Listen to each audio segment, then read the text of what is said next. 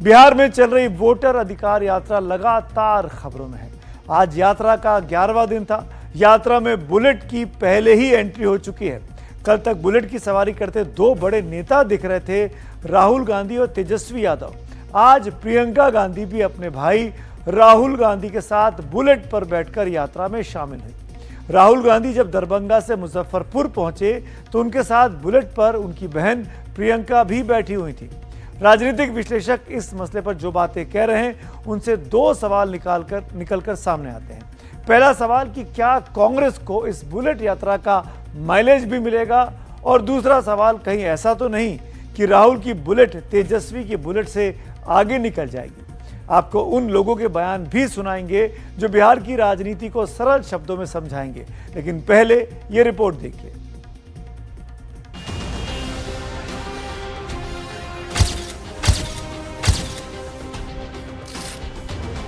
बुधवार सुबह वोटर अधिकार यात्रा दरभंगा से निकली तो प्रियंका इसका खास आकर्षण बन गई।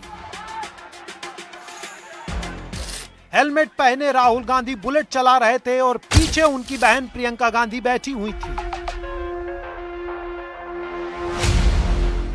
प्रियंका गांधी ने खुद भी हेलमेट पहन रखा था। भाई बहन को देखने के लिए सड़क पर हुजूम, सुरक्षा कर्मियों के बीच आगे बढ़ती मोटरसाइकिलें।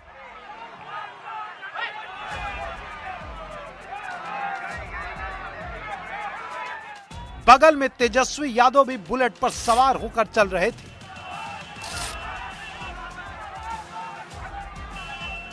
इसके पहले दरभंगा में वोटर अधिकार यात्रा निकली तो सड़क पर भारी संख्या में राहुल गांधी और बाकी नेताओं के स्वागत के लिए लोग मौजूद रहे। व्यवस्था की है, इस मोड़ से राहुल गांधी की जो यात्रा है वो आगे निकल रही है।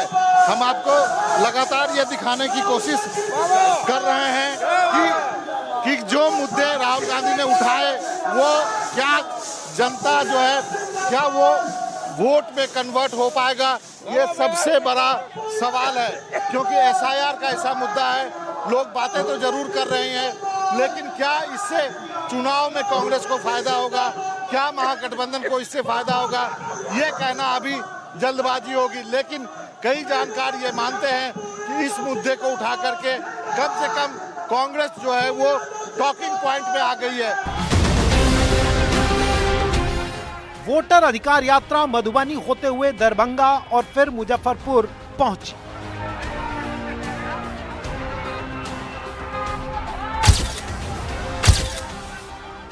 बाइक छोड़कर राहुल गांधी अब जीप पर सवार थे। लाल टी शर्ट में तेजस्वी यादव, सफेद टी शर्ट में राहुल गांधी और बीच में स्टालिन।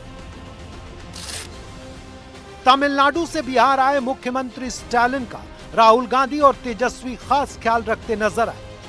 स्टालिन को परेशानी न हो इसके लिए तेजस्वी ने अपना गमछा उतारकर सामने की रेलिंग में लपेट दिया। राहुल गांधी भी इस काम में दिलचस्पी लेते दिखे, लेकिन खुद बिहार के लोग स्टालिन को कितना जानते हैं, पब्लिक के बीच हमने यही सवाल रखा।